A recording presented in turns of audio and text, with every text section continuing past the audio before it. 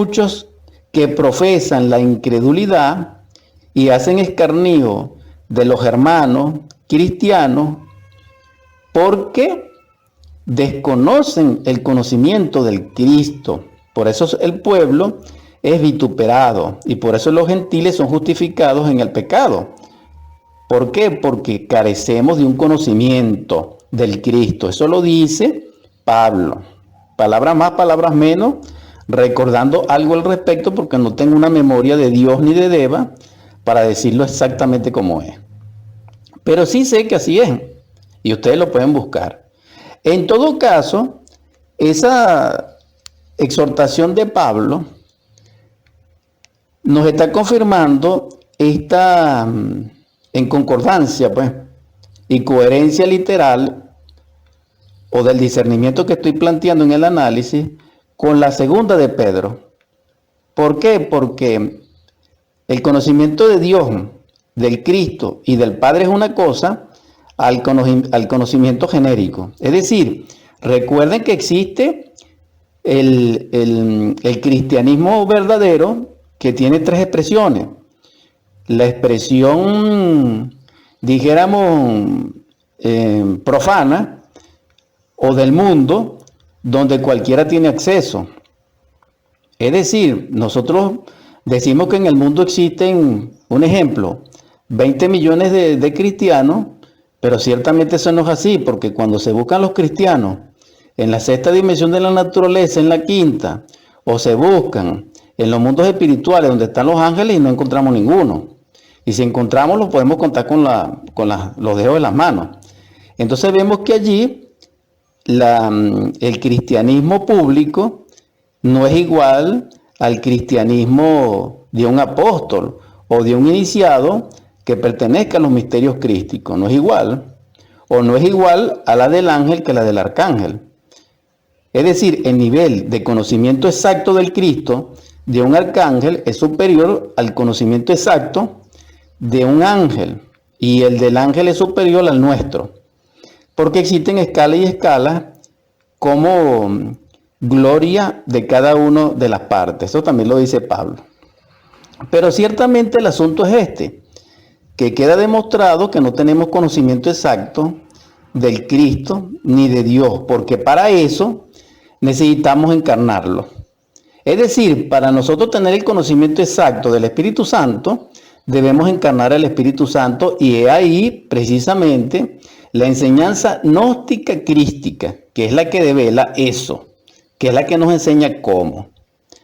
Es decir, en detalle, porque en el Evangelio está, sí, en todos los evangelios del mundo, ya sea a través del Buda, ya sea a través de Zoroastro, ya sea a través de Fuji, ya sea a través de Quetzalcóatl, en todos los textos antiguos, en las grandes mitologías, en los mitos profundos, en la cultura serpentina de todos los tiempos, en la Gran Pirámide, en la pintura esta maravillosa de la Gioconda, también está escrito ese camino, ese sendero crístico, por donde transitó Job, por donde transitó Jonás, por donde transitó Moisés.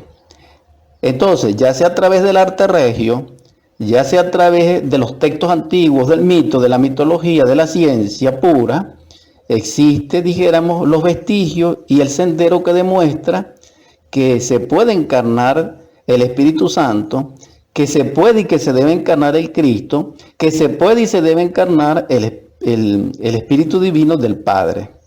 Y mucho más profundamente otros niveles más de perfección. Entonces aquí es donde difiere la gnosis crística, que posee el conocimiento exacto del Evangelio, al Evangelio histórico, que surge en el siglo III, en el siglo V, y que se confunde con el cristianismo. O en otras palabras, el Evangelio actual o los evangélicos no tienen ese conocimiento. ¿Por qué? Porque dijimos que el cristianismo tiene otro nivel, aparte del profano, que es el nivel, dijéramos, medio, o es el nivel de aspirantes a la luz, o el que se conoce como mesotérico, es decir, punto medio.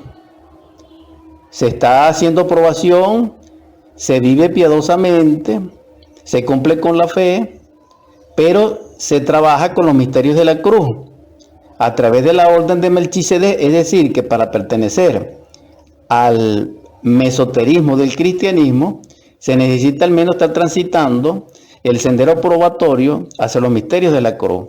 Pero existe un tercer nivel, y ese tercer nivel es aquel que ya es adepto o es discípulo de Melquisedec, rey del mundo, rey de Salem. Entonces yo estoy hablando algo aquí muy serio, muy profundo y real, aunque no lo parezca. Entonces, el nivel esotérico, el nivel verdadero para una élite, para los verdaderos ungidos de Dios, están bajo la orden de Melquisedec, rey del mundo. Así está escrito. Y para que eso sea posible se necesita haber sido ungido por el fuego. Y ese fuego deviene de los misterios de la cruz, en el misterio del tálamo nupcial, y que pertenece a los misterios de la boda de Canaán. De eso es que estamos hablando, es decir, nace de nuevo. Porque para ser cristiano, para ser evangélico, para ser gnóstico, para ser mahometano, para ser sufí, para hacer lo que sea en el camino de Dios y del Cristo, necesitamos nacer del fuego y del agua y del espíritu.